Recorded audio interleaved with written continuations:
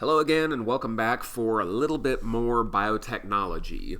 So what we're going to do in this video is we're going to continue our discussion in genetic engineering, and we're going to talk specifically about something that we've actually done before in lab. We're going to talk about transforming cells. So you should see a lot of information here that should seem pretty familiar to you based on what we did during the pGlow transformation earlier in the semester. So the word transformation, it's basically just kind of this catch-all umbrella term that refers to this process in which we get a cell to take up a foreign piece of DNA and begin expressing the genes on that piece of DNA. And when we say express, what we really mean is any genes we want to be turned into proteins via transcription and translation. So when we get these transformed cells to start making these proteins, this is going to cause those transformed cells to take on a new phenotype, which basically means they have some sort of new physical trait or characteristic about them. So if you go back to the pGlow lab that we did earlier in the semester, do you happen to remember what the phenotype of the transformed bacteria in that particular lab was? Well, technically there are two phenotypes. Number one, because one of the genes on the pGlow plasmid was a ampicillin resistance gene, the transformed cells had the phenotype of being resistant to the antibiotic ampicillin. So that's one physical trait, being resistant to an antibiotic. But the other more obvious phenotype is that cells that express the pGlow plasmid make GFP and therefore glow green. But that is only in the presence of the sugar arabinose, as we saw. So usually we tend to use the word transformation to specifically talk about dealing with non-mammalian cells, usually bacteria. Not always, but usually just bacteria. So if we are introducing DNA to mammalian cells, like that of a human cell, then we actually prefer the term transfection. So they're basically the exact same thing. Introducing foreign DNA into a cell and getting expression of genes. It's just we have different terms depending on which type of cell that we are using. And then finally, a third term that we introduced several chapters ago is the word transduction, which refers to either a transformation or transfection that uses a virus as the vector for delivering the DNA. So we've talked about plasmids before. So plasmids are just circular pieces of DNA, usually very, very small, less than 10,000 base pairs and usually only containing a handful of genes. So plasmids are pieces of DNA that, in the world of genetic engineering, are set up so that they have a number of restriction sites, or DNA sequences that are recognized and cut by restriction enzymes, as we have seen before. We did a lab on that earlier in the semester. So if you know that your, say, gene of interest, if you're trying to put a gene into a plasmid so that you can deliver it into cells, as you can see in this picture here, just the purple plasmid that you see here is what we call the empty plasmid that doesn't actually contain our gene of interest yet. The green thing that you see here is our insert, or our gene of interest, that we are going to paste into the plasmid vectors so that we can make our recombinant DNA plasmid, the plasmid vector that contains our gene of interest, and then from there we can just transform the cells as usual. If you are of the mind that you say want to clip your gene of interest out of the plasmid, and if you know that your gene of interest is bound by restriction sites of two different restriction enzymes, then if you incubate that plasmid with those two restriction enzymes, you can actually cut your gene of interest out of the plasmid and then possibly paste it somewhere else. So that is something that is actually done fairly commonly in labs that do a whole lot of molecular biology work. So this isn't really something that we talked about much when we did the Lambda DNA Digest lab earlier in the semester, but a good number of restriction enzymes leave what are called sticky ends, and you can actually kind of see this illustrated here in green. So you'll notice that the ends of the insert kind of have little overhangs on both the 5' and the 3' side. So this would be your 5' overhang here, and then your 3' overhang over here.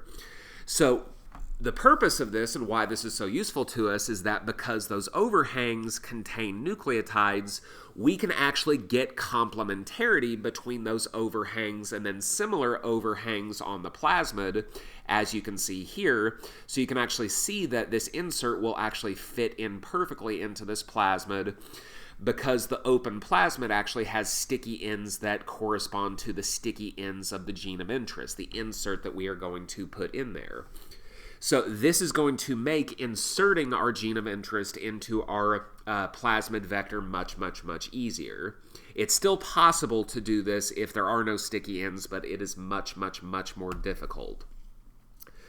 So the idea here is that if you have your empty plasmid, if you incubate that with the gene that has the appropriate sticky ends, and then you also add in an enzyme called DNA ligase, that enzyme will actually seal up the DNA backbones together, giving you the plasmid with the new gene in it. So just because you get the sticky ends to bind to each other with complementarity, that doesn't repair the phosphodiester backbone, meaning that the insert could just easily come right out. So this enzyme basically glues the insert into place and makes that insertion of the gene permanent.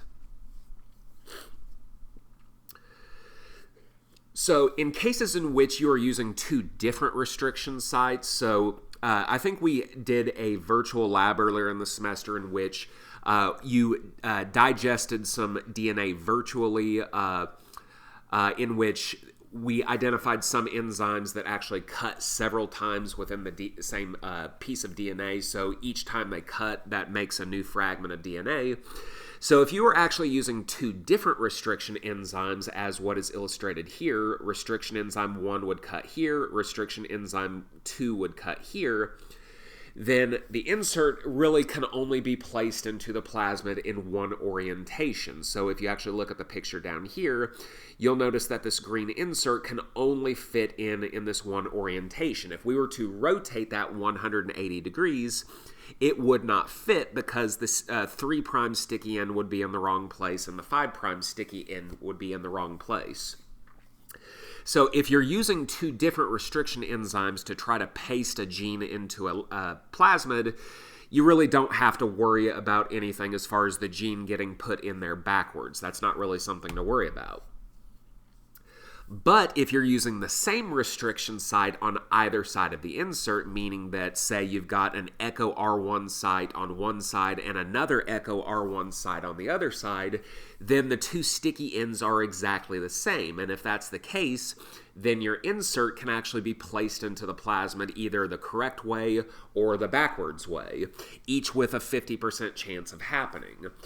If the gene gets inserted into the plasmid in a backwards orientation, it is basically no good to you. So you're going to have to be careful about determining whether your insert got placed in there correctly. And that's going to lead into a discussion on Diagnostic Digest, which is the easiest way to confirm whether an inserted gene has been placed in correctly.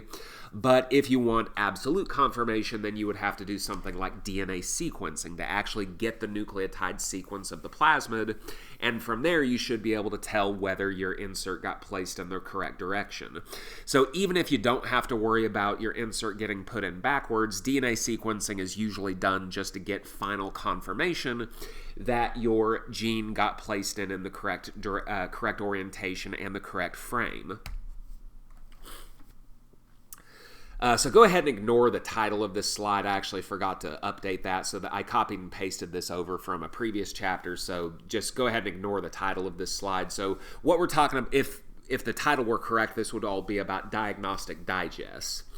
So we've done restriction digest before, in which we digested a big piece of lambda phage DNA with different restriction enzymes, and we saw that because the distribution of those restriction sites in the lambda phage DNA were different, we got different banding patterns when we ran those samples out on agarose gel electrophoresis. So we can actually take advantage of this to determine whether our subcloning actually went correctly or not. So especially we can use this to confirm the insertion of the gene. So the easiest way to do this, and it's not always possible, but the easiest way to do this is that if the gene itself, if your insert has a restriction site that it does not exist anywhere else on the plasmid, then we should be able to digest the plasmid with that particular insert, and the whole plasmid should get cut if the insert is there. But if the insert did not actually make it into the plasmid, then that restriction site is not anywhere in the plasmid, so the plasmid should not get cut at all. Or another slightly more complicated way to do it, well, not more complicated, but it's a little bit harder to tell and interpret, you could just digest the plasmid plus the insert with restriction enzymes that have sites anywhere on the plasmid, and you should get different sized fragments depending on whether the insert is there or not, because the plasmid will, of course, contain extra base pairs if it has an insert versus if it does not. So in this particular picture here, you can actually see 9 different samples, some of which have the same banding pattern and some of which that do not, based on having slightly different restriction site distribution throughout the plasmid. And then, like I said, this is another way of confirming whether a gene was inserted backwards or not, especially if the restriction site in the insert occurs either towards the beginning or towards the end of the insert. If the restriction site ends up being exactly halfway through in the insert, then that's not going to be so helpful. Okay, so let's talk a little bit about the procedure of transforming bacteria. This is another procedure that you should be fairly well versed in since you actually did this in lab several weeks ago. The most common method of transforming bacteria involves 2 different things. The chemical calcium chloride, which is going to cause plasmid molecules to stick to the membrane of the bacteria, and then a heat shock procedure. So let's talk a little bit about what these are doing. Like I said, calcium chloride promotes the binding of the plasmid to the cell surface, which basically puts it in prime position to cross the membrane once it gets an opportunity. So this, coupled with the fact that we are at this point keeping the bacteria on ice, helps to make those cells competent. A competent cell is a cell that is in prime position and it is ready to start taking up DNA molecules. But that is not all we need. Even if the cells are competent, the cell membrane is still pretty much impermeable to the DNA molecules, and the DNA molecules cannot cross over. So that's why we need a heat shock. We are going to rapidly transition the cells from the cold temperature, 4 degrees Celsius, to a warm temperature, 42 degrees Celsius, and then back to 4 degrees. So rapidly changing the temperature back and forth like this is actually going to disrupt the cell membrane and create kind of these big gaps or pores. So the DNA molecules, since they're in prime position, will be able to slip through the pores and get inside the cell. From there, the cell has the machinery to turn the genes on that plasmid into protein, and at that point we would say that the cells are have been capably transformed. And then, of course, you know, the next step is to plate the bacteria on LB agar plates. LB, as we've said before, is just the nutrient broth, and then the agar is the solid medium that the cells are going to want to sit on. So after our transformation is complete, we are going to plate our cells onto LB agar plates. And our plasmid should have some type of antibiotic resistance gene on it. In our case, for the Piglo lab, that was a ampicillin resistance gene. So if we're going to select for just the transformed cells, we want to make sure that our LB agar plates have the antibiotic ampicillin in it. But ampicillin is not necessarily the only antibiotic that you can use for this. Kanamycin is another one that is sometimes used. So like I said, in the Piglo lab, our plasmid contained the gene for resistance to ampicillin, so that's why we plated the cells on LB amp plates. And as is the case, any cells that are successfully transformed are going to survive on the agar medium, while untransformed cells will be killed by the antibiotic. So this is why if a transformation is not successful, when you come in the next day after incubating your plates at 37 degrees Celsius, you're probably not going to see any colonies on your plate. And trust me, I'm speaking from experience, that is a disappointing feeling. It happens more often than we would really like it to. And you'll notice that the plates are actually incubated upside down. And the reason for this is that because the environment in here is going to be very warm and humid, we do not want any moisture falling down on the bacteria. So if we plate them upside down, any moisture will just fall down harmlessly on the plastic lid of the plate, and we prevent the bacteria from getting waterlogged. And then in the case of the Piglo lab, getting the results of the transformation was actually pretty easy. So usually just the mere presence of colonies on a antibiotic plate is evidence enough to tell you that the transformation was successful, but it is nice to have other evidence as well. In the picture that you're looking at here, these bacteria have been transformed with a plasmid that contains the gene beta-galactosidase, which codes for an enzyme that will convert a chemical that is found in the LB agar mixture into something that appears blue. So you can actually get evidence that the transformation was successful just by seeing the blue color on the plate. Similarly, in the Piglo lab that we did, not only were we able to affirm the transformation by seeing colonies, but on the LB amp arabinose plates, we were able to shine long-wave UV light on them, and we were able to see the GFP expression because they were glowing green. All right, so that is going to do it for this particular video. So just kind of review of a lot of what we've already done, practically speaking, in labs. So hopefully this is all making a little bit more sense to you at this point.